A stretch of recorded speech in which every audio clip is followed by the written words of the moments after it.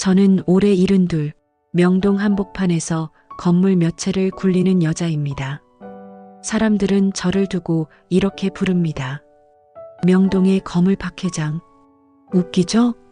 처음부터 거물이었던 건 아닙니다. 남편 따라 쫄쫄 굶어가며 포장마차 밀던 게 제 청춘이었으니까요. 길바닥에서 떡볶이 국물 엎어가며 벌벌 떨던 그 시절을 저는 아직 몸으로 기억합니다. 그래서였을까요? 건물주가 되고 나서 저는 딱 하나만 지키자고 마음먹었습니다. 내 건물에서 장사하는 사람들 2번 울리는 짓은 하지 말자.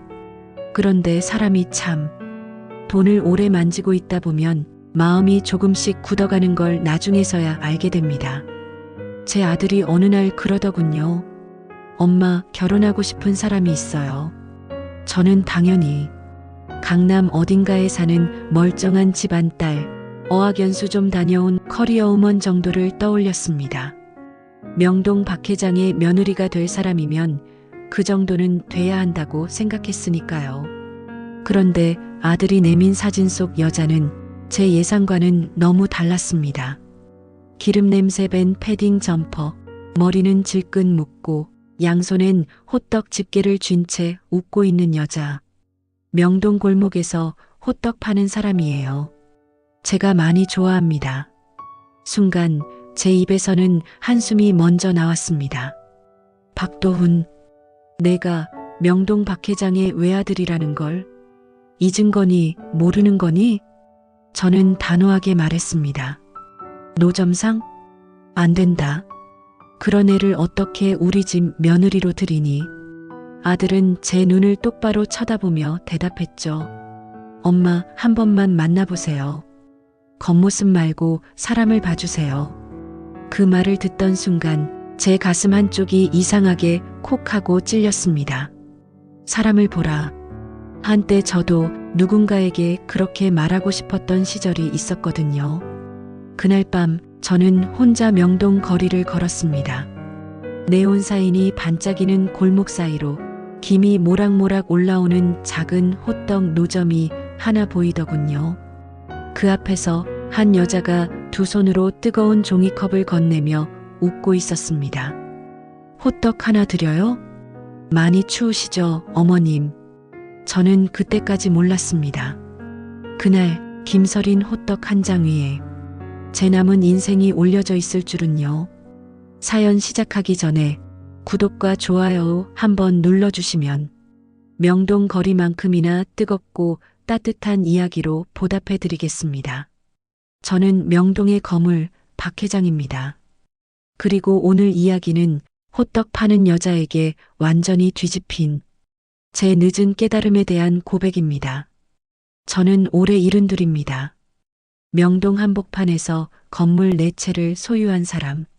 상인회에서는 저를 박 회장이라 부르고 임대료 협상 테이블에만 앉으면 사람들은 눈치를 봅니다. 회장님, 올해는 임대료 좀 봐주시면 안 될까요? 그럴 때마다 저는 장부를 펼쳐 보이며 말합니다. 여기 나온 숫자가 내 감정보다 정확해요. 냉정한 사람, 돈만 아는 사람. 사람들은 제 뒤에서 그렇게 수군거리겠지만 저는 신경 쓰지 않습니다. 이 바닥에서 살아남으려면 그래야 한다는 걸 저는 너무 잘 알고 있으니까요. 하지만 처음부터 이랬던 건 아닙니다. 겨울비가 내리던 어느 날 밤, 명동 뒷골목 어딘가에서 포장마차 천막이 바람에 뒤집히고 떡볶이 국물이 길바닥에 쏟아지던 순간을 저는 아직도 기억합니다. 손이 얼어서 젓가락조차 제대로 쥘 수 없었던 그날, 남편은 제 손을 잡으며 말했습니다. 괜찮아. 우리 다시 시작하면 돼. 다시 시작. 그 말이 얼마나 무거운지 그때는 몰랐습니다. 그날 밤 우리를 쫓아낸 건 건물주였습니다. 여기 자리가 올랐어요. 못 내면 나가세요. 차가운 목소리, 고개도 돌리지 않는 뒷모습. 저는 그 순간을 평생 잊지 못합니다. 돈 앞에서 사람은 이렇게 쉽게 투명해지는구나.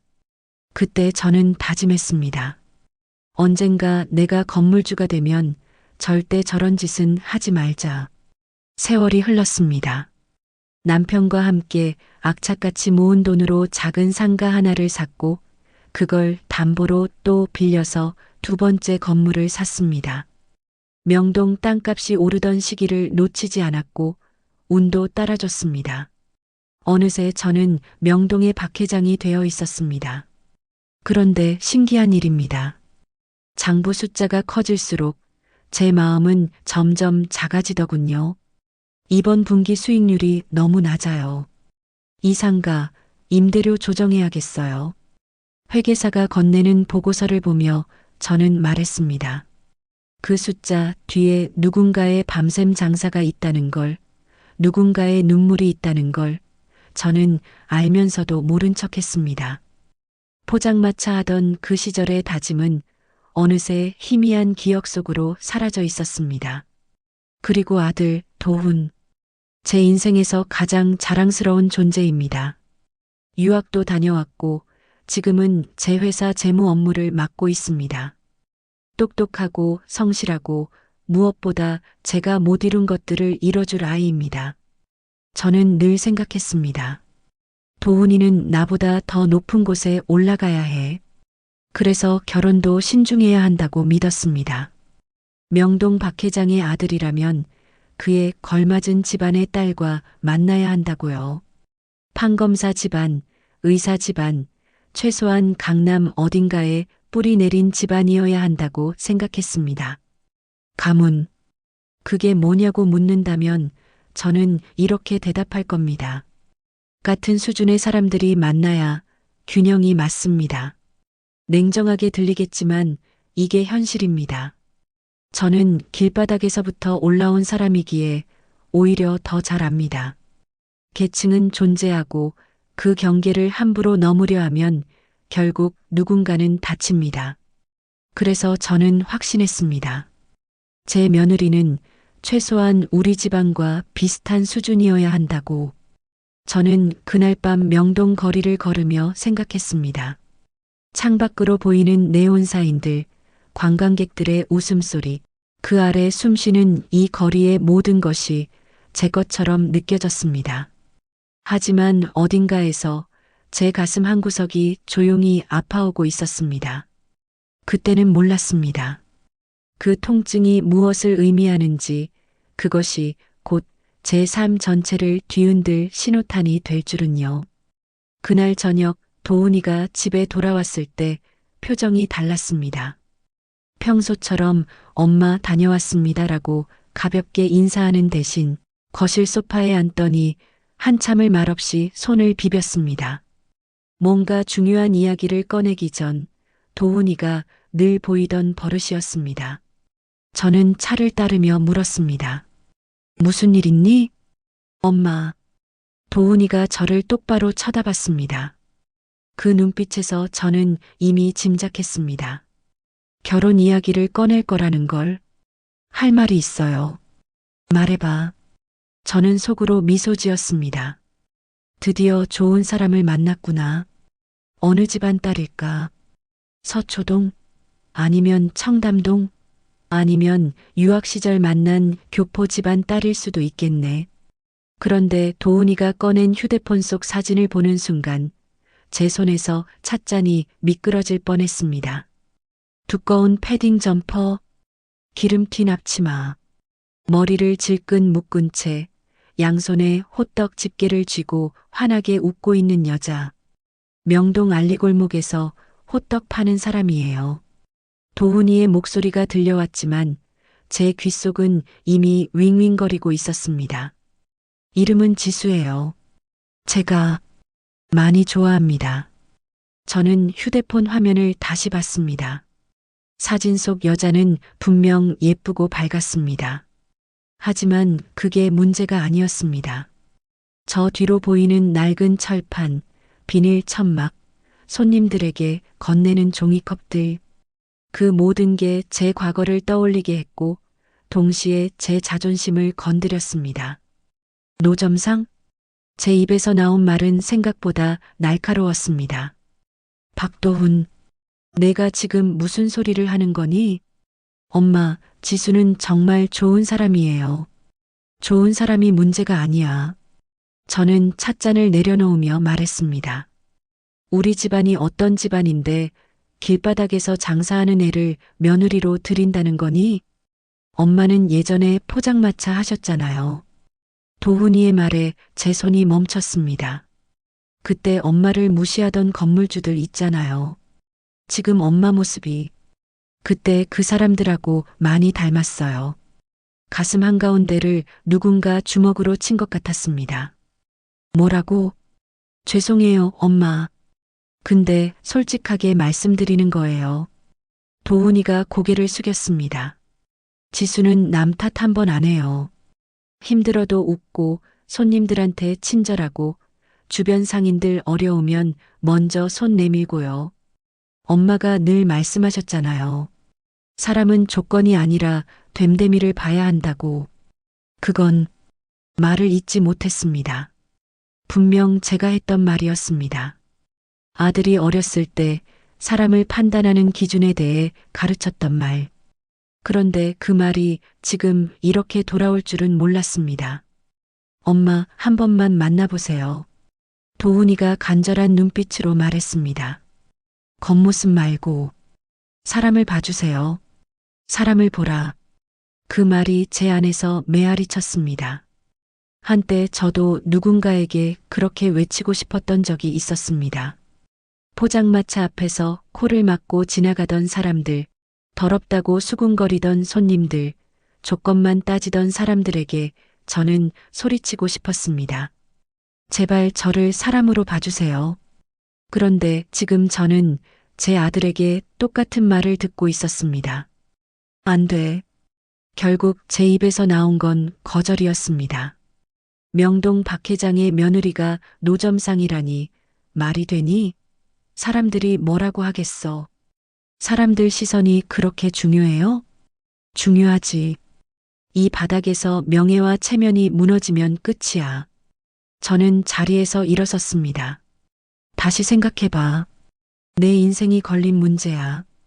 방문을 닫고 나서 저는 한참을 복도에 서 있었습니다. 손이 떨렸습니다. 아들의 말이 자꾸 머릿속을 맴돌았습니다. 그때 그 사람들하고 많이 닮았어요. 그 한마디가 제 가슴을 계속 긁어댔습니다. 거울 앞에 섰습니다. 이른둘에 제 얼굴이 보였습니다. 언제부터 이렇게 굳은 표정을 짓고 살았을까요? 언제부터 숫자가 사람보다 먼저 보이기 시작했을까요? 그날 밤 잠이 오지 않았습니다. 창밖으로 명동의 불빛이 반짝였습니다. 제 건물들, 제 간판들, 제가 일궈낸 모든 것이 저 아래 펼쳐져 있었습니다. 하지만 이상하게도 그 모든 게 낯설게 느껴졌습니다. 마치 제가 아닌 다른 누군가의 인생을 살고 있는 것처럼. 사흘째 밤 저는 결국 집을 나섰습니다. 아들에게는 정식 만남을 거부했지만 제 발은 이미 명동 쪽으로 향하고 있었습니다. 먼저 어떤 앤지 제 눈으로 직접 보겠다는 핑계를 댔지만 사실은 그냥 궁금했습니다. 도대체 어떤 여자이기에 제 아들이 저렇게까지 매달리는 걸까? 겨울 저녁 6시, 명동 거리는 불빛으로 가득했습니다. 네온 사인이 깜빡이고 중국어와 영어가 뒤섞인 소리가 공기를 채우고 어디선가 버스킹 음악이 흘러나왔습니다. 관광객들이 기념품 가게 앞에서 웃고 길거리 음식 냄새가 코끝을 스쳤습니다. 이 거리를 저는 40년 넘게 봐왔습니다. 하지만 오늘따라 모든 게 낯설게 느껴졌습니다. 발걸음을 옮기며 저는 생각했습니다. 저 많은 사람들 중에서 누가 제 며느리가 될 뻔한 여자일까? 골목 안쪽으로 들어갈수록 공기가 달라졌습니다. 화려한 네온 사인 대신 낡은 간판들이 나타나고 관광객 대신 퇴근길 직장인들이 보였습니다. 그리고 어느 순간 익숙한 냄새가 코를 찔렀습니다. 기름 냄새, 설탕 타는 단내. 밀가루 반죽 굽는 냄새. 호떡이었습니다. 저는 모퉁이를 돌았습니다. 그리고 그곳에서 작은 철판 앞에 서 있는 여자를 봤습니다. 사진에서 본 그대로였습니다. 두꺼운 패딩 점퍼에 앞치마를 두른 채 머리를 질끈 묶고 장갑 낀 손으로 집게를 들고 있는 여자. 하지만 사진에서는 보이지 않았던 것들이 있었습니다. 추위에 빨갛게 얼어붙은 손, 김이 서린 입김을 내쉬며 손을 비비는 모습, 철판 위에서 지글지글 익어가는 호떡을 뒤집으며 작게 중얼거리는 입술. 조금만 기다려주세요. 금방 구워드릴게요. 손님 서너 명이 줄을 서 있었고 여자는 그들에게 환하게 웃으며 말했습니다. 저는 멀찍이 떨어진 곳에서 그 모습을 지켜봤습니다. 저런 애지. 속으로 중얼거렸습니다. 젊은 나이에 저러고 있으면 공부도 못했을 거고 집안 배경도 없겠지. 도훈이가 불쌍해서 한두 번 도와준 게 착각으로 이어진 거겠지. 그렇게 생각하려 했습니다. 그래야 마음이 편했으니까요. 그런데 이상했습니다. 자꾸 시선이 그쪽으로 갔습니다. 늦게 온 학생 2명이 줄을 섰습니다. 호떡을 받아든 학생들이 돈을 내려는 순간 여자가 손을 저었습니다. 오늘 서비스예요. 집에 가서 따뜻할 때 드세요. 그리고는 비닐봉투를 하나 더 건네며 웃었습니다. 쓰레기는 여기 버리지 말고 편의점 가서 버려요. 알았죠? 학생들이 고맙다며 인사하고 떠났습니다. 저는 그 장면을 보며 생각했습니다. 장사꾼의 웃음이야. 단골 만들려고 저러는 거지. 하지만 마음 한구석에서는 다른 목소리가 들렸습니다. 너도 저랬잖아. 포장마차 할 때 배고픈 애들 보면 공짜로 떡볶이 담아줬잖아. 저는 고개를 저었습니다. 그건 달랐습니다. 저는 정말 배가 고픈 아이들에게만 그랬으니까요. 저 여자는 그냥 장사 수단으로 친절한 척하는 것뿐이라고 저는 믿고 싶었습니다. 바람이 불었습니다.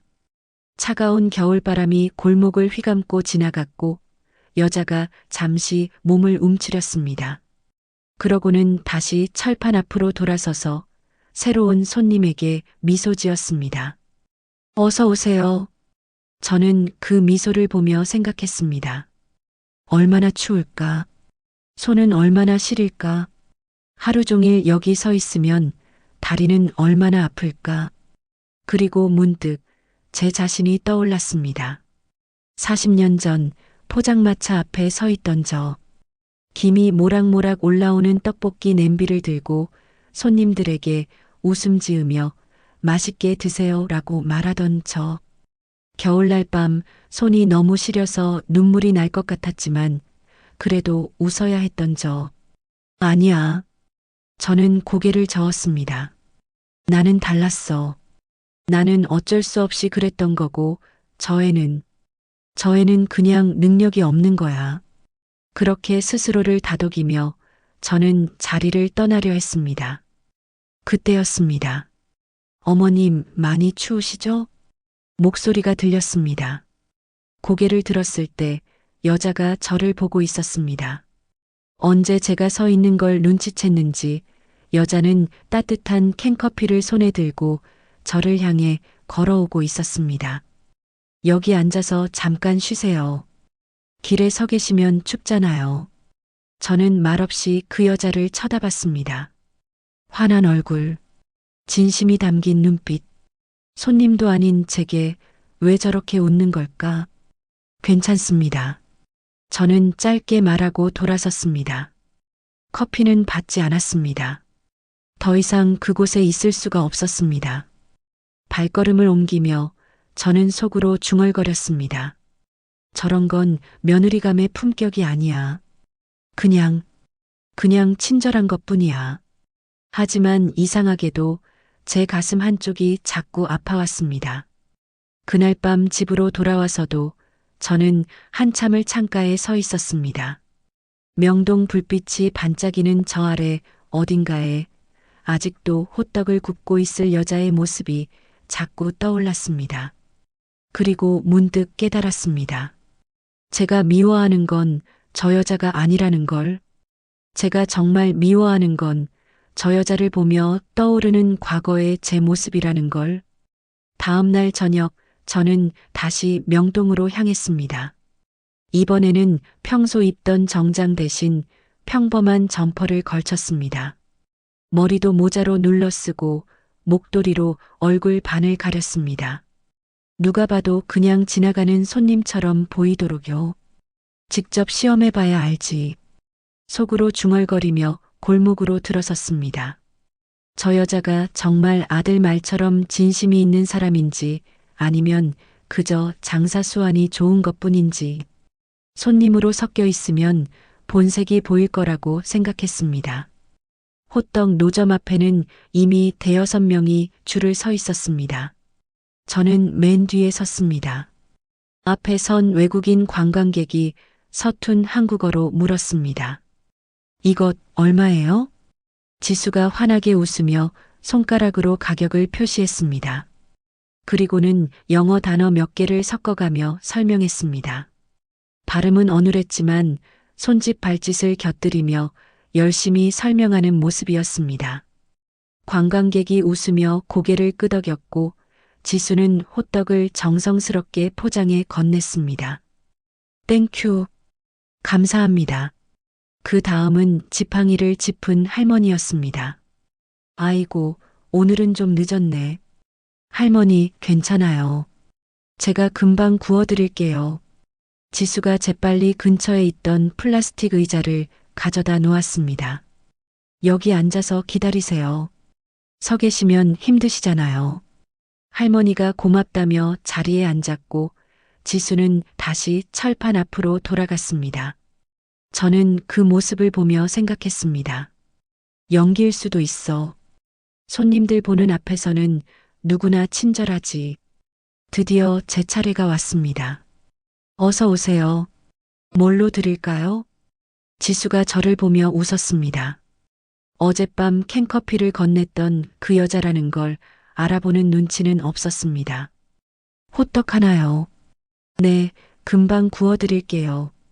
저는 일부러 까다로운 손님 역할을 하기로 했습니다.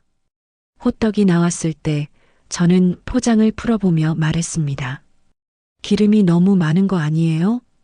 지수가 잠깐 당황하는 표정을 지었지만 곧 밝게 웃으며 대답했습니다. 아, 죄송해요. 제가 다시 구워드릴게요. 아니, 설탕도 적은 것 같은데. 요즘 호떡이 다 이래요? 목소리를 조금 더 날카롭게 만들었습니다. 다른 손님들이었다면 불평하는 손님 때문에 짜증이 났을 겁니다. 하지만 지수는 표정 하나 찌푸리지 않았습니다. 어머님 입맛에 맞게 다시 만들어 드릴게요. 잠깐만 기다려 주세요. 그리고는 방금 구운 호떡을 옆으로 치워놓고 새로 반죽을 올렸습니다. 치워놓은 호떡은 다음 손님에게 할인된 가격에 팔면서 제가 실수해서 다시 구운 거예요 라고 솔직하게 말했습니다. 저는 속으로 놀랐습니다. 새 호떡을 받아들고 저는 마지막 시험을 했습니다. 아까 5만 원 냈는데 잔돈이 이게 맞아요? 사실 10,000원을 냈습니다. 지수의 얼굴이 순간 굳었습니다. 하지만 당황하거나 화내지 않았습니다. 어머님, 혹시 제가 실수했을 수도 있어요.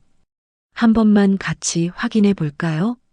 지수가 서랍을 열어 계산을 다시 확인했습니다. CCTV 방향을 가리키며 조심스럽게 말했습니다. 저기 카메라에 다 찍혀 있어요.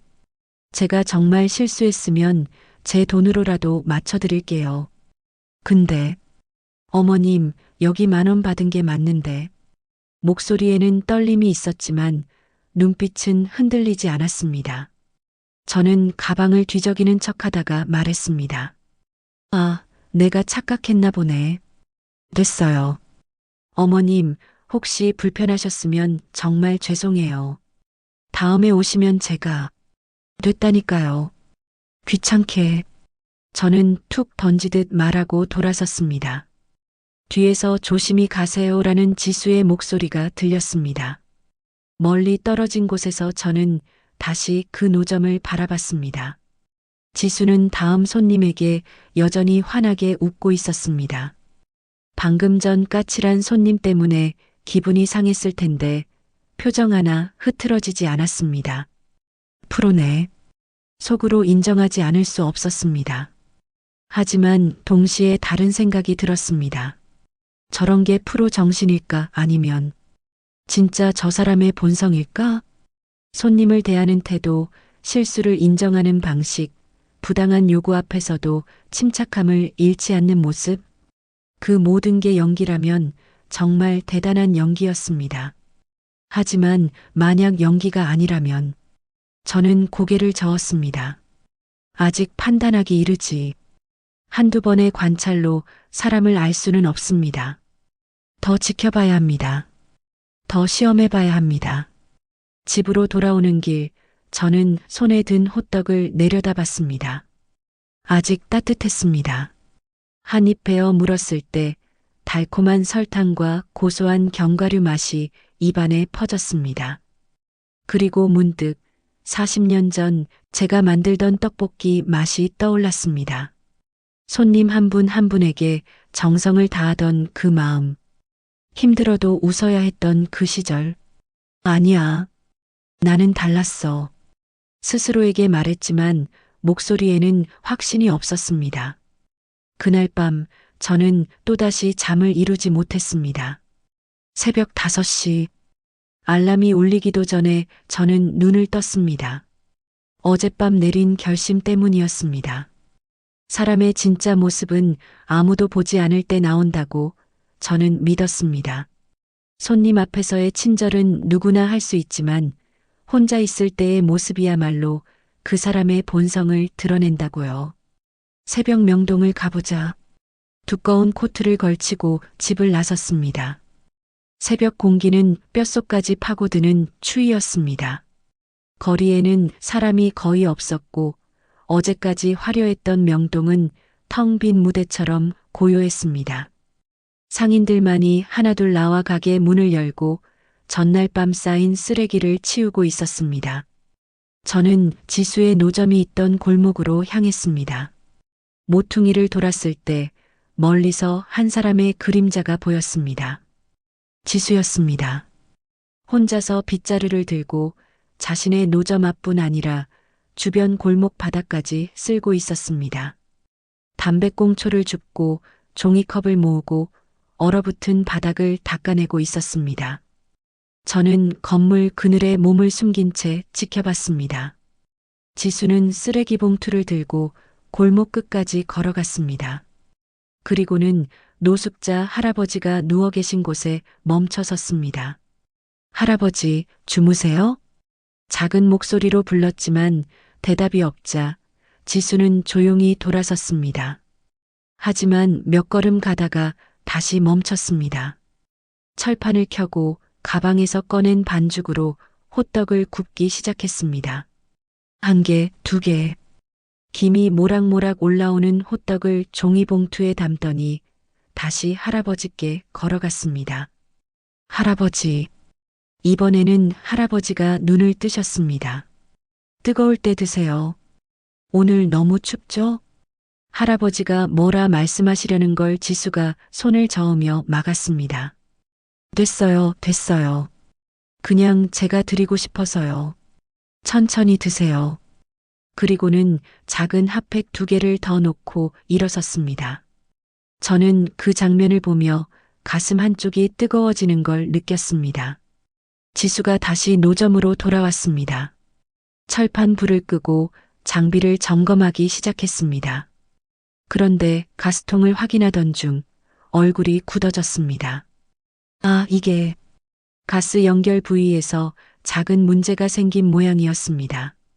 지수는 장갑을 벗고 맨손으로 연결 부위를 만지작거렸습니다. 추운 날씨에 손이 빨갛게 얼어가는데도 공구를 들고 혼자 해결하려 애쓰고 있었습니다. 1번, 2번, 3번. 실패할 때마다 입김을 불어 손을 녹이고 다시 시도했습니다. 저는 그 모습을 보며 과거의 제가 떠올랐습니다. 포장마차 가스통이 망가졌을 때 수리비가 아까워서 혼자 고치려고 애쓰던 날들. 손이 얼어서 감각이 없어도 남편 깨우기 싫어서 혼자 끙끙대던 새벽들. 나도 저랬지. 마침내 지수가 가스통을 고쳤습니다. 작게 휴하고 안도의 한숨을 내쉬더니 얼어붙은 손을 호호 불며 장갑을 다시 꼈습니다. 그리고는 다시 빗자루를 들고 청소를 이어갔습니다. 저는 더 이상 숨어서 볼 수가 없었습니다. 발걸음을 옮겨 골목을 나서려는데 뒤에서 목소리가 들렸습니다. 어머님? 돌아보니 지수가 저를 보고 있었습니다. 어제 오신 분이시죠? 이렇게 일찍 왜? 당황한 건 저였습니다. 뭐라 대답해야 할지 몰라 그냥 서 있는데 지수가 환하게 웃으며 다가왔습니다. 새벽 산책하세요? 많이 추우시겠어요. 가방에서 따뜻한 캔커피를 꺼내 제게 건넸습니다. 제가 아까 편의점에서 산 건데 하나 드세요. 아니, 괜찮습니다. 어머님, 이 시간에 명동 바닥 오래 서 계시면 다리 아파요. 여기 앉으세요. 지수가 플라스틱 의자를 가져다 놓았습니다. 저는 어찌할 바를 몰라 그냥 서 있었습니다. 진짜 괜찮아요. 저 혼자 마시기엔 너무 많아요. 지수가 제 손에 캔을 쥐어주고는 다시 노점 쪽으로 돌아갔습니다. 손에 든 캔이 따뜻했습니다. 저는 그 온기를 느끼며 지수의 뒷모습을 바라봤습니다. 아무도 보지 않는 새벽 혼자서 거리를 청소하고 노숙자에게 호떡을 나눠주고 망가진 장비를 스스로 고치는 모습, 그리고 까칠한 손님이었던 저에게조차 따뜻한 커피를 건네는 마음. 이게 연기일까? 더 이상 그렇게 믿을 수가 없었습니다. 해가 뜨기 시작했습니다. 명동 거리에 아침빛이 스며들고 하나둘 사람들이 나타나기 시작했습니다. 저는 지수가 준 커피를 한 모금 마셨습니다. 달았습니다. 하지만 그 단맛보다 더 진한 감정이 제 가슴을 채웠습니다. 내가 틀렸을지도 몰라. 처음으로 그런 생각이 들었습니다. 집으로 돌아오는 길, 저는 계속 뒤를 돌아봤습니다. 저 골목 어딘가에서 지수는 여전히 호떡을 굽고 있을 것입니다. 손님들에게 웃고 거리를 지키고 추위와 싸우며 하루를 시작하고 있을 것입니다. 그 모습이 40년 전 제 모습과 너무 닮아 있었습니다. 아니, 어쩌면 저보다 더 나은 사람일지도 몰랐습니다.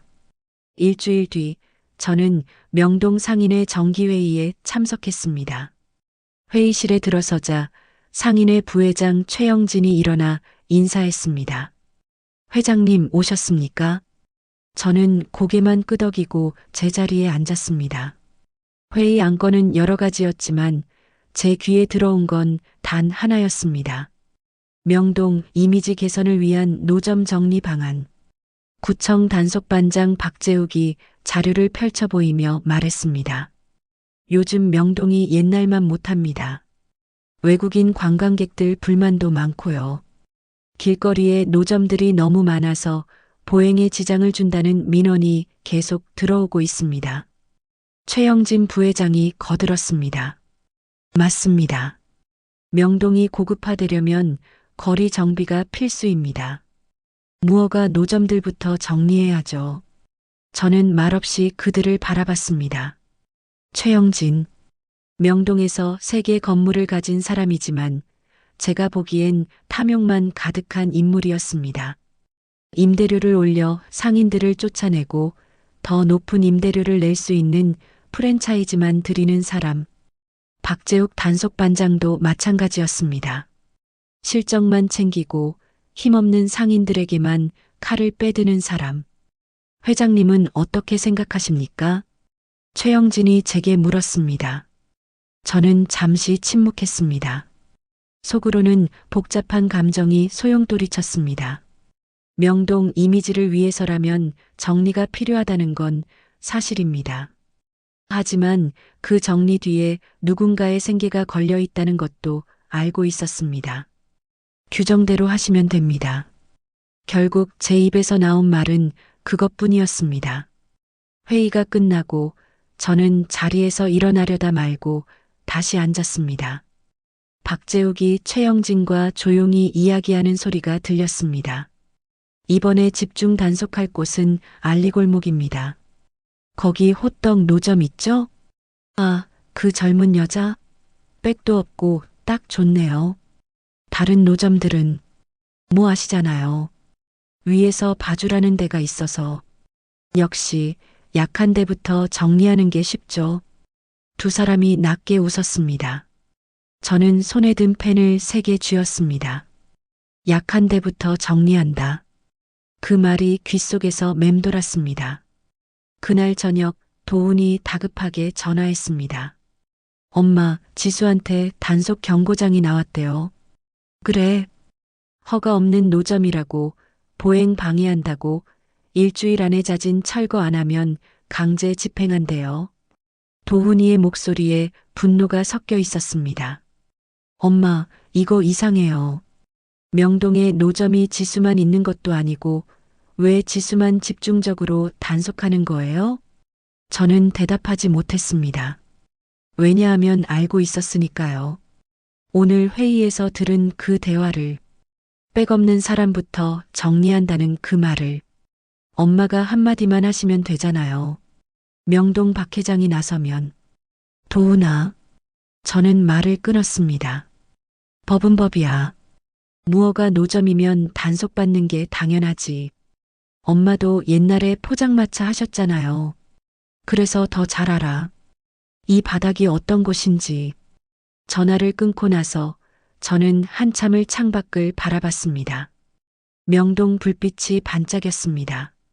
저 아래 어딘가에서 지수는 경고장을 받아들고 무슨 생각을 하고 있을까요? 내가 나서면 해결될 일이야. 속으로 중얼거렸습니다. 상인회에서 한마디만 하면 단속을 늦출 수 있습니다. 아니, 아예 막을 수도 있습니다. 명동 박 회장의 한마디면 충분했습니다. 하지만 저는 움직이지 않았습니다. 왜 내가 나서야 하지? 아직 며느리도 아닌데. 스스로를 합리화했습니다. 하지만 가슴 한구석이 무거웠습니다. 며칠 뒤 아들이 다시 전화했습니다. 엄마, 내일 단속 나온대요. 지수가 너무 힘들어해요. 그래. 엄마는 정말 아무것도 안 하실 거예요? 도훈아, 세상 일이 다 내 뜻대로 되는 건 아니야. 전화 너머로 아들의 한숨 소리가 들렸습니다. 알겠어요. 제가 알아서 할게요. 전화가 끊겼습니다. 저는 휴대폰을 내려놓고 소파에 주저앉았습니다. 거울에 비친 제 얼굴이 보였습니다. 72의 주름진 얼굴. 하지만 제게 보인 건 얼굴이 아니었습니다. 40년 전 누군가에게 쫓겨나던 그날의 제 모습이었습니다. 못 내면 나가세요. 차가운 목소리로 저를 내쫓던 건물주의 뒷모습. 그리고 지금 저는 그 건물주가 되어 있었습니다. 아들 말이 맞았어. 결국 인정할 수밖에 없었습니다. 저는 제가 가장 미워하던 그 사람들을 닮아가고 있었습니다. 돈 앞에서 사람이 보이지 않고 약자의 목소리가 들리지 않는 사람. 그날 밤 저는 잠들지 못했습니다. 내일이면 단속반이 나갈 것입니다. 지수의 노점은 철거될 것입니다. 그리고 저는 그걸 지켜만 보고 있을 것입니다. 이래도 괜찮은 걸까? 스스로에게 물었지만 대답은 들리지 않았습니다. 한파주의보가 내려진 날이었습니다. 저는 일부러 외출을 하지 않았습니다. 집에만 있으면 아무것도 보지 않아도 되니까요. 아무것도 듣지 않아도 되니까요. 하지만 오후 4시 도훈에게서 문자가 왔습니다. 엄마, 지금 지수 노점에 단속반 나왔어요. 손이 떨렸습니다. 보지 말자. 나갈 필요 없어. 스스로에게 말했지만 발은 이미 현관으로 향하고 있었습니다. 코트를 걸치고 차를 몰았습니다. 명동까지 가는 내내 제 심장은 이상하게 빠르게 뛰었습니다. 골목 어귀에 차를 세웠습니다. 멀리서도 사람들이 모여 있는 게 보였습니다. 저는 차에서 내리지 않았습니다. 그냥 멀리서 지켜보기로 했습니다. 구청 단속 차량 2대가 골목을 막고 있었고 박재욱 단속반장과 직원 서너 명이 지수의 노점 앞에 서 있었습니다. 민원이 계속 들어왔습니다. 오늘 안에 자진 철거하시든지 아니면 저희가 강제로 철거하겠습니다. 박재욱의 목소리는 차갑고 단호했습니다. 지수가 고개를 숙인 채 말했습니다. 일주일만 시간을 주시면 안 될까요? 제가 다른 자리를 알아볼게요. 일주일 전에도 경고했잖아요. 더 이상 시간은 없습니다. 요즘 형편이 안 좋아서 자리 옮기는 것도 돈이 들어요. 제발. 지수의 목소리가 떨렸습니다. 우리가 복지센터입니까? 형편이 어렵다고 법을 안 지켜도 된다는 법은 없습니다. 그때 도훈이가 뛰어왔습니다. 잠깐만요. 이건 부당한 단속이에요. 누구세요, 당신? 명동에 노점이 지수 씨만 있는 것도 아니잖아요. 왜 여기만 집중적으로 단속하는 거예요? 도훈이의 목소리가 떨렸습니다. 박재욱이 비웃듯 말했습니다. 민원이 여기 제일 많이 들어왔으니까요. 불만 있으면 구청에 민원 넣으세요. 이건 명백한 차별이에요. 차별이라고 생각하면 법적으로 대응하시든지. 순간 지수가 도훈의 팔을 잡았습니다. 도훈 씨, 괜찮아요. 지수 씨, 싸우지 마요. 어차피 제가 감당해야 할 일이에요. 지수가 단속반장을 향해 고개를 숙였습니다. 죄송합니다. 제가 정리하겠습니다. 그리고는 천천히 철판에 불을 껐습니다. 주변에 모여있던 사람들이 수군거렸습니다. 저 처자 맨날 여기서 장사했는데 참 안 됐네. 명동도 이제 서민은 못 살아.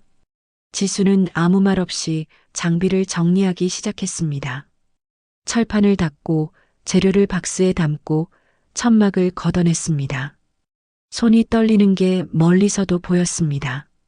도훈이 옆에서 함께 짐을 정리하며 뭐라 위로하는 것 같았지만 지수는 고개를 저으며 혼자 하겠다는 듯 손을 내저었습니다.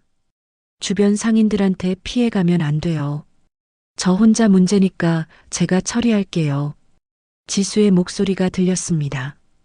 저는 차 안에서 그 모습을 보며 손으로 입을 막았습니다. 가슴이 미어졌습니다. 내가 한마디만 하면 차 문을 열려다 멈췄습니다. 아니야. 아직은. 하지만 무엇이 아직인지 저 스스로도 알 수 없었습니다. 1시간쯤 지났을까요? 지수가 마지막 짐을 손수레에 싣고 골목을 떠났습니다. 도훈이 짐을 들어주겠다고 했지만 지수는 고개를 저었습니다. 이제 집에 가요. 저는 괜찮아요. 지수의 뒷모습이 골목 끝으로 사라졌습니다. 그 자리에는 텅 빈 바닥만 남았습니다. 철판이 있던 자리에 기름 자국이 남아 있었고 호떡 굽던 달콤한 냄새가 아직 공기에 남아 있었습니다. 도훈이 그 자리에 멍하니 서 있다가 천천히 걸어 나왔습니다. 제 차 옆을 지나갈 때 아들의 얼굴이 보였습니다. 눈물을 참고 있는 얼굴이었습니다. 저는 차 안에서 움직이지 못했습니다. 아들은 제가 여기 있는 줄도 모른 채 지나갔습니다. 골목이 완전히 비었습니다. 저는 차에서 내려 그 자리로 걸어갔습니다. 철판이 있던 바닥에 쪼그리고 앉았습니다. 손으로 바닥을 만졌습니다. 차가웠습니다. 아까까지 뜨거운 불이 있던 자리였는데 이제는 겨울 바람만 스쳐 지나가는 차가운 바닥이었습니다. 나는 오늘 무엇을 했지? 스스로에게 물었습니다.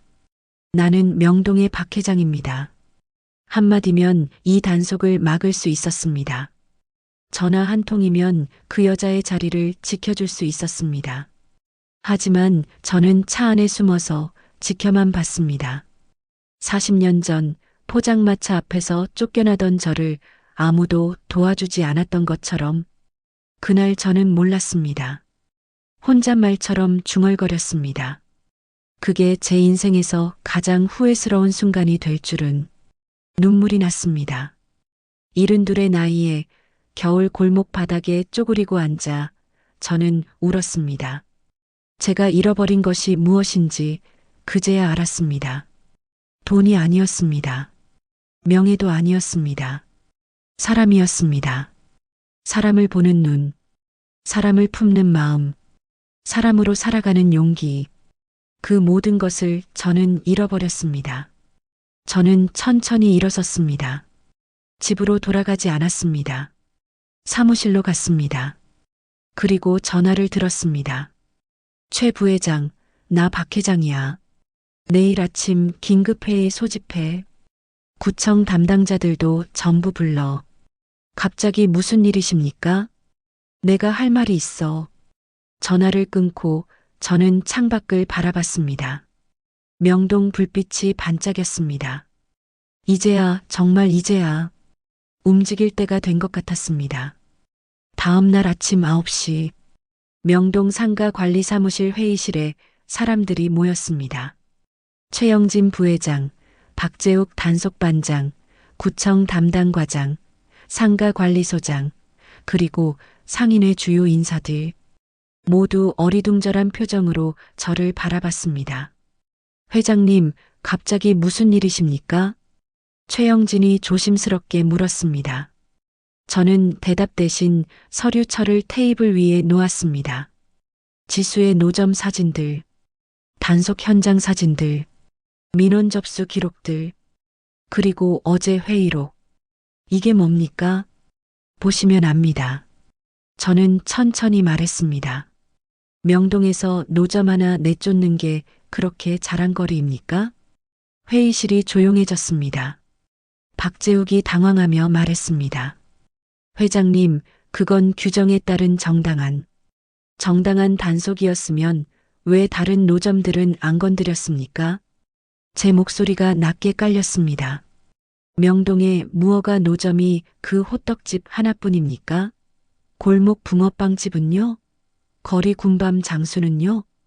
왜 거긴 민원이 안 들어왔죠? 그건 제가 알아봤습니다. 그쪽은 위에서 봐주라는 곳이라면서요? 최영진의 얼굴이 굳었습니다. 저는 서류를 한 장씩 넘기며 말을 이었습니다. 민원 기록 보니까 재미있더군요. 호떡 노점 관련 민원 10건 중 8건이 같은 사람 이름으로 접수됐습니다. 이상하지 않습니까? 구청 담당과장이 말을 더듬었습니다. 그건 확인해봐야. 확인할 필요 없습니다. 제가 이미 다 확인했어요. 저는 또 다른 서류를 꺼냈습니다. 이 민원인 이름, 최 부회장 건물 관리 직원 아닙니까? 호떡 노점 자리에 최 부회장이 프랜차이즈 들릴 계획 세우셨다면서요? 최영진의 얼굴이 하얗게 질렸습니다. 회장님, 그건 오해입니다. 저는 오해 아닙니다. 저는 차갑게 말했습니다. 강제 철거로 약한 상인 눌러앉히고 임대료 높은 프랜차이즈 들여서 돈 벌려는 거, 명동 재개발 명목으로 제일 만만한 사람부터 쫓아내는 거 다 알고 있습니다. 회의실이 숨소리조차 들리지 않을 만큼 조용해졌습니다. 저는 천천히 일어섰습니다. 규정을 들이밀 거면 뒷돈부터 끊고 봐주기 단속부터 끊으세요. 약한 것만 골라 밟는 게 규정입니까? 박재욱이 변명하려 했습니다. 회장님, 저희는 업무 규정에 따라 했을 뿐입니다. 업무 규정? 저는 그를 똑바로 쳐다봤습니다. 40년 전 저도 그 업무 규정에 쫓겨난 사람입니다.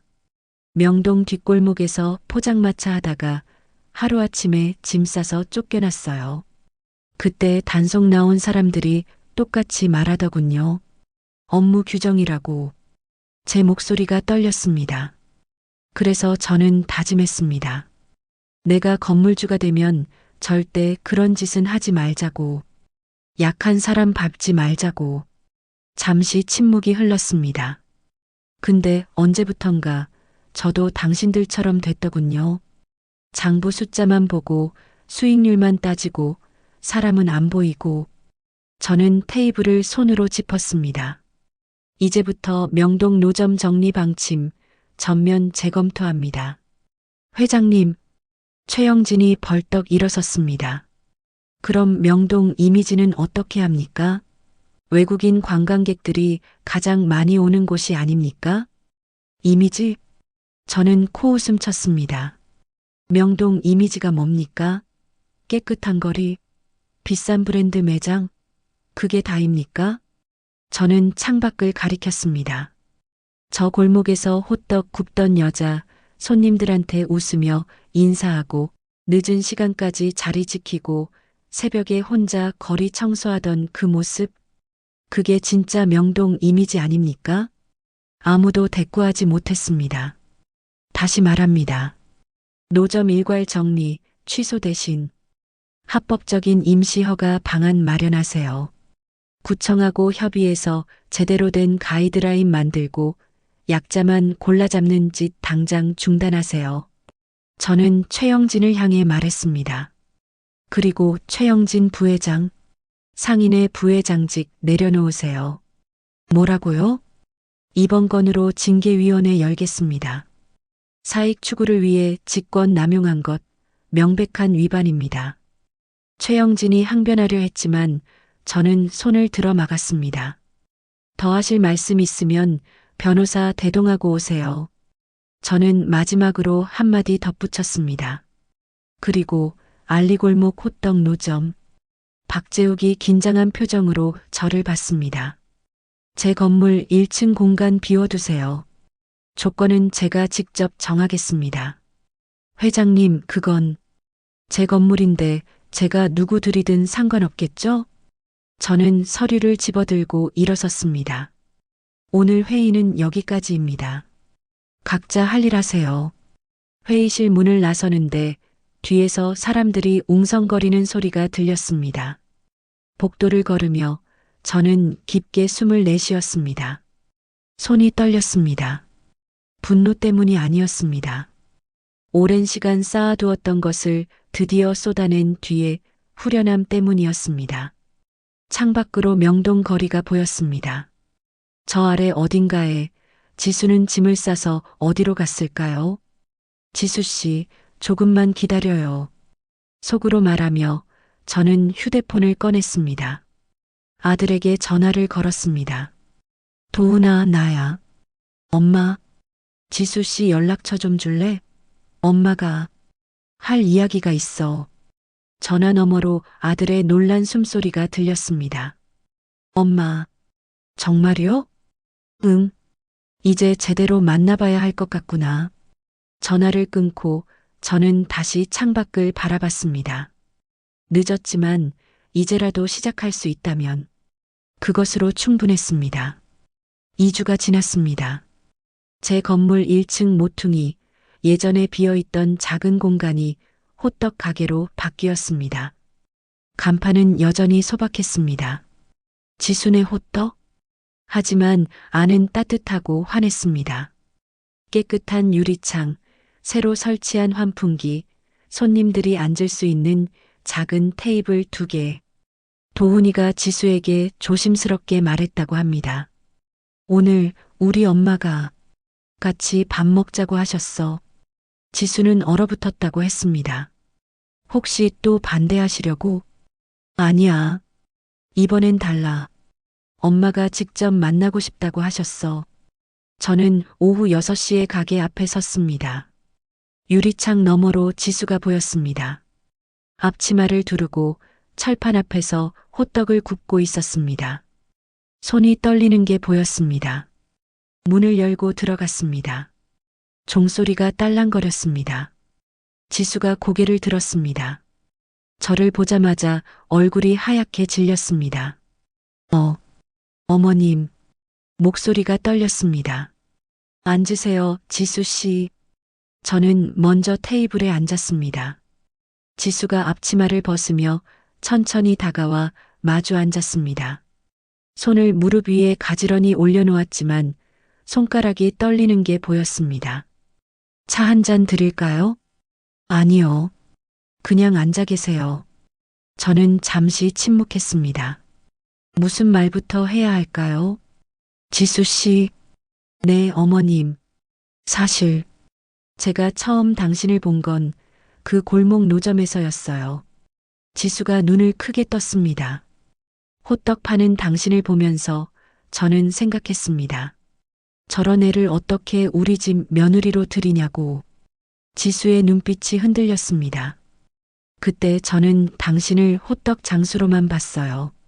내 집 며느리는 말도 안 된다고 생각했어요. 어머님, 아니, 들어보세요. 저는 말을 이었습니다.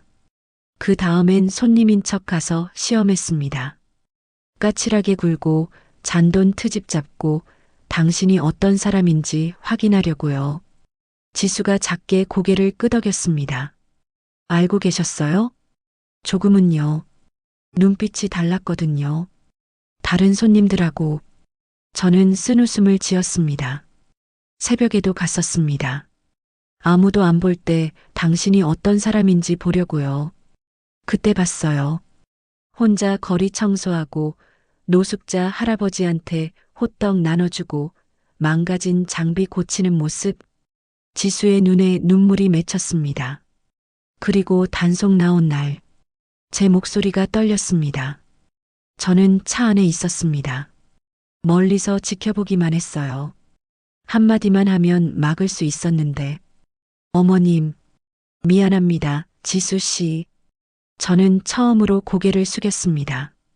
제가 가장 미워하던 그 사람들처럼 당신을 숫자로, 계층으로만 재단했습니다. 사람으로 보지 않았습니다. 지수가 고개를 저었습니다. 아니에요, 어머님. 저도 이해해요. 어머님 입장에서는 당연하지 않습니다. 저는 지수의 말을 막았습니다. 40년 전 저도 당신처럼 포장마차 했습니다. 지수가 조용히 저를 바라봤습니다. 겨울날 밤 손이 얼어서 감각이 없어도 장사해야 했고 비 오는 날 천막이 뒤집혀도 웃어야 했습니다. 그리고 어느 날 건물주한테 쫓겨났어요. 제 목소리에 감정이 실렸습니다. 그때 저는 다짐했습니다. 내가 건물주가 되면 절대 저런 짓은 하지 말자고. 약한 사람 밟지 말자고. 어머님, 근데 돈이 쌓이고 건물이 늘어나고 사람들이 제게 고개 숙이기 시작하면서 저도 모르게 그 사람들을 닮아갔습니다. 저는 눈물을 참으며 말했습니다. 당신을 보면서 제 과거가 보였습니다. 그게 싫었어요. 제가 얼마나 변했는지 확인하는 게 두려웠습니다. 그래서 더 당신을 밀어냈어요. 지수가 조용히 울고 있었습니다. 저도 알았어요. 뭐요? 회장님이 일부러 호떡 드시러 오신 거, 시험하시는 거, 다 알았어요. 그런데 왜 아무 말 안 했어요? 지수가 미소 지었습니다. 눈빛이 슬퍼 보이셨거든요. 제 엄마 생각이 났어요. 당신 어머니요? 네. 우리 엄마도 시장에서 장사하셨어요. 많이 힘드셨죠. 손님들한테 무시당하고 돈 때문에 울고. 근데 그래도 늘 웃으시려고 애쓰셨어요. 지수가 손으로 눈물을 닦았습니다. 어머님 눈빛이 우리 엄마랑 비슷했어요. 그래서 이상하게 미워할 수가 없었어요. 제 가슴이 뜨거워졌습니다. 당신 어머니는 지금 3년 전에 돌아가셨어요. 아프셨는데 병원비가 없어서 그때부터 제가 장사 시작했어요. 그랬군요. 저는 지수의 손을 잡았습니다. 미안합니다. 진심으로. 아니에요, 어머님. 오히려 감사해요. 이 가게 어머님이 마련해 주신 거잖아요. 그건 당연한 겁니다. 제가 했어야 할 일을 늦게라도 한 것뿐이에요. 우리는 한참을 말없이 앉아 있었습니다. 밖에서 도훈이가 조심스럽게 문을 열고 들어왔습니다. 엄마, 지수야. 저는 아들을 보며 미소 지었습니다. 도훈아. 네, 엄마. 우리 지수 씨, 잘 부탁한다. 도훈이의 눈에 눈물이 글썽였습니다. 엄마, 고마워요. 저는 지수를 다시 바라봤습니다. 지수 씨, 우리 도훈이 잘 부탁합니다. 그리고 잠시 숨을 고르고 말했습니다. 명동도 잘 부탁해요. 이 거리가 당신처럼 따뜻한 사람들로 채워졌으면 좋겠습니다. 지수가 환하게 웃었습니다. 그 웃음이 봄바람보다 더 따뜻했습니다. 그날 저녁 우리는 함께 호떡을 먹었습니다. 지수가 직접 구운 따뜻한 호떡. 한 입 베어 물었을 때 달콤한 맛과 함께 무언가가 제 가슴을 채웠습니다. 후회도 아니고 미안함도 아닌 희망이었습니다. 아직 늦지 않았다는 희망. 다시 시작할 수 있다는 희망. 그리고 사람으로 살아갈 수 있다는 희망. 봄이 왔습니다. 명동 거리에 벚꽃이 피고 따뜻한 바람이 불던 어느 날, 저는 지순의 호떡 앞에 섰습니다. 유리창 너머로 보이는 풍경이 달랐습니다. 손님들로 가득 찬 가게, 환하게 웃으며 호떡을 건네는 지수, 옆에서 계산을 돕는 도훈. 문을 열고 들어서자 지수가 반갑게 인사했습니다. 어머님, 오셨어요? 응, 호떡 하나 먹으러 왔어. 구석 자리에 앉았습니다. 지수가 직접 호떡을 구워와 놓으며 말했습니다. 어머님 좋아하시는 걸로 구웠어요. 설탕 적게, 견과류 많이. 고맙구나. 따뜻한 호떡을 한 입 베어 물었습니다. 여전히 달콤하고 고소했습니다. 가게를 둘러봤습니다. 학생들이 숙제하며 호떡을 먹고 회사원들이 퇴근길에 들러 차 한 잔 마시고 할머니 한 분은 구석에서 신문을 보고 계셨습니다. 지수 씨, 요즘 장사 잘 되나 보네. 네, 어머님. 다 어머님 덕분이에요. 내 덕이 아니야. 내 정성 덕분이지. 지수가 수줍게 웃었습니다. 그때 노숙자 할아버지가 문을 열고 들어오셨습니다. 전에 골목에서 봤던 그분이었습니다. 지수야, 오늘도 왔네. 할아버지, 어서 오세요. 여기 앉으세요. 지수가 자연스럽게 호떡과 따뜻한 차를 내왔습니다. 얼마야? 오늘은 서비스예요. 많이 드세요. 할아버지가 고맙다며 자리에 앉으셨습니다. 저는 그 모습을 보며 미소 지었습니다. 역시 이 애는 변하지 않았구나. 도훈이가 제 옆에 앉았습니다. 엄마, 다음 달에 혼인신고 하려고요. 그래, 알고 있어. 정식 결혼식은 내년 봄에 하고요. 좋아. 엄마가 준비 도와줄게. 도훈이가 제 손을 잡았습니다. 엄마, 정말 고마워요. 지수 받아줘서. 고마울 게 뭐 있니? 내가 좋은 사람 만난 거야. 처음엔 엄마가 반대하실 때 정말 힘들었어요. 미안하다, 도훈아. 저는 아들의 손을 꼭 잡았습니다. 엄마가 너무 오래 숫자만 보고 살았어. 사람은 안 보이고. 이제는 보이세요? 응. 이제야 보여. 창밖을 바라봤습니다. 명동 거리를 오가는 사람들이 보였습니다. 관광객, 상인, 회사원, 학생. 모두 각자의 이야기를 가지고 이 거리를 걷고 있었습니다. 저는 일어나 밖으로 나갔습니다. 거리를 천천히 걸었습니다. 예전처럼 명동의 박 회장이라는 눈으로 거리를 보지 않았습니다. 그냥 한 사람으로 이 거리를 걷는 수많은 사람들 중 하나로 걸었습니다. 포장마차에서 떡볶이 파는 아주머니가 보였습니다. 아주머니, 떡볶이 하나 주세요. 네, 손님. 종이컵에 담긴 떡볶이를 받아들었습니다. 얼마예요? 3,000원이에요. 돈을 건네며 물었습니다. 장사 힘드시죠? 그럼요. 근데 뭐 먹고 살려면 해야죠. 아주머니가 웃으며 대답했습니다. 저는 떡볶이를 한 입 먹으며 말했습니다. 힘내세요. 아주머니 같은 분들이 명동을 지키는 거예요. 아이고, 손님. 고마워요. 다시 걷기 시작했습니다. 지난 몇 달 동안 저는 많은 것을 바꿨습니다.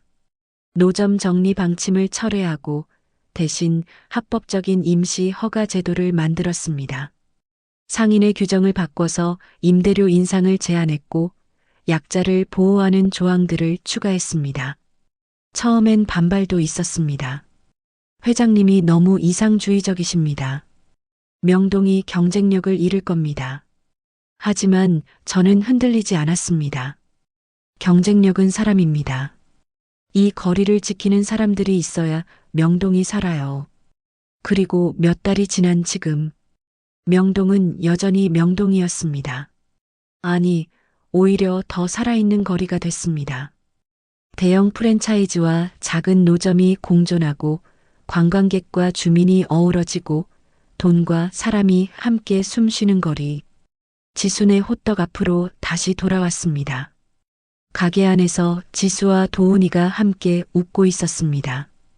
저는 그 모습을 한참 바라봤습니다. 40년 전 포장마차 앞에서 떡볶이를 팔던 제 모습이 오늘 호떡을 구우며 웃는 며느리의 모습과 겹쳐 보였습니다. 하지만 이제는 슬프지 않았습니다. 그 모습이 자랑스러웠습니다. 가난해도 웃을 수 있는 사람, 힘들어도 남을 도울 수 있는 사람, 돈보다 사람을 먼저 생각하는 사람, 그런 사람이야말로 진짜 부자라는 걸 저는 이제 알았습니다. 문을 열고 들어가려다 멈췄습니다. 그냥 저 행복한 모습을 조금 더 보고 싶었습니다. 어머님, 들어오세요. 지수가 제게 손을 흔들었습니다. 저는 웃으며 고개를 끄덕이고 문을 열었습니다. 따뜻한 공기가 얼굴을 감쌌습니다. 호떡 굽는 냄새, 사람들의 웃음소리, 행복한 공기. 이게 진짜 부자로구나. 마음속으로 중얼거렸습니다. 그날 저녁 집으로 돌아와 거울 앞에 섰습니다.